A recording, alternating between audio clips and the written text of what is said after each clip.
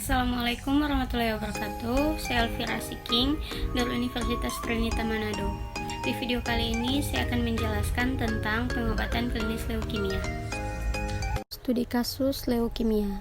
JR adalah seorang pria kulit putih berusia 68 tahun. Kira-kira 2 bulan sebelum masuk rumah sakit, dia mulai kehilangan nafsu makan. Meskipun beberapa kunjungan ke dokter utama ini, tidak ada etiologi fisiologis dari kehilangan nafsu makan yang ditemukan. 2 minggu sebelum masuk, JR mengalami memar spontan di tubuh dan ekstremitas atasnya. Selanjutnya, JR mengalami pendarahan gusi dan hidung yang terus-menerus. Dia akhirnya dirawat di rumah sakit ketika dia pingsan dan jatuh. Diagnosisnya yang diakui adalah pansitopenia karena kemungkinan leukemia atau limfoma. Biopsi sumsum tulang diperoleh untuk mengungkapkan sejumlah besar mieloblas. Diagnosis kerja adalah leukemia mielogus akut MP3 atau leukemia promikositik akut. Setelah mendapat konfirmasi dari ahli patologi yang hadir, JR disarankan untuk memulai kemoterapi induksi sitarabin dosis tinggi dan deuteromisin. Dia mentolerir kemoterapi hanya dengan mual dan muntah sedang. Namun ia mengembangkan neutropenia parah 4-5 hari setelah selesainya kemoterapi. Perjalanan klinisnya lancar sampai hari ke-10 setelah kemoterapi. Pada saat itu, suhu tubuhnya mencapai 38,6 derajat Celcius. Demamnya bertahan selama 1 jam, yang mana tim medis mulai memberi pasien antibiotik empiris setelah kultur darah dikirim ke laboratorium. Apa itu pansitopenia dan leukemia? Pansitopenia.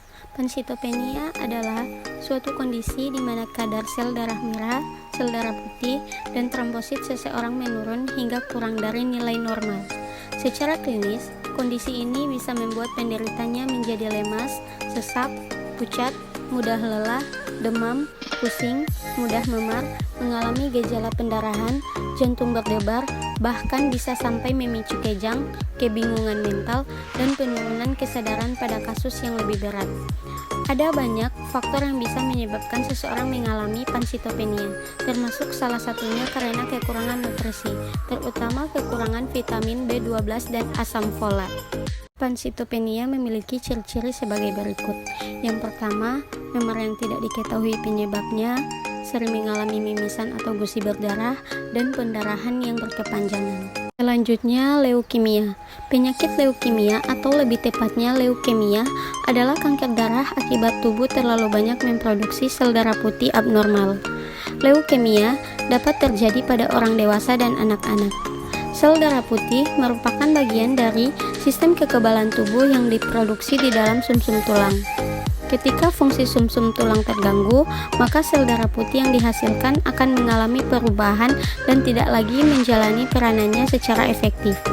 Leukemia seringkali sulit terdeteksi karena gejalanya menyerupai gejala penyakit lain. Deteksi dini perlu dilakukan agar leukemia dapat cepat ditangani. Leukemia memiliki ciri-ciri sebagai berikut. Yang pertama, demam dan menggigil, tubuh terasa lelah dan rasa lelah tidak hilang meski sudah beristirahat, berat badan turun drastis, gejala anemia, bintik merah pada kulit, mimisan, tubuh mudah memar, keringat berlebihan, terutama pada malam hari, mudah terkena infeksi, muncul benjolan di leher akibat pembengkakan kelenjar getah bening, perut terasa tidak nyaman akibat organ hati dan limpa membengkak.